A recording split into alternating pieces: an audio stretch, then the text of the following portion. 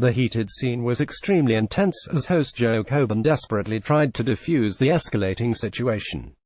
Mr. Self said, "Since 2016 your problem really, Mark, is not that you have to be a racist or an anti-Semite to vote for Brexit. It's just that every racist and anti-Semite in the country did." Enraged, Mr. Francois boomed, "I think that's a slur on 17.4 million people, and I think you should apologize on national television. I think that's an outrageous thing to say." Calmly, Mr. Self replied, "Well, you seem to find a lot of things outrageous though, don't you?" Brexit news. Brexiteer Mark Francois insisted author will self-apologize on national television. Image BBC. Irritated beyond belief, the Tory MP continued, "So are you saying that 17.4 million people are racist and bigots because they voted to leave the EU?" Mr. Self replied softly, "No.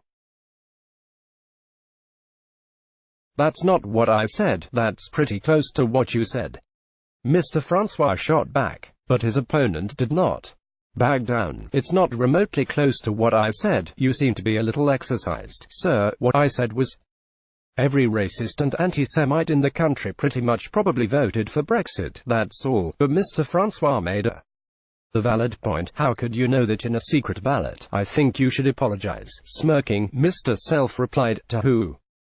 "To racists and anti-Semites." At this point, the ERG member exploded. "You've basically tried to slur anyone who voted leave as a bigot. Utterly ludicrous." The two then stared at each other with potent loathing for what seemed like an eternity. The program's editor, Rob Burley, took to Twitter to share the scene, writing, "If you didn't see today's politics live, I recommend checking the whole show out on iPlayer, but this is just the stare-out between Mark Francois and Will Self. I've worked in telly for 23 years and I'm not sure I've ever seen anything quite like it."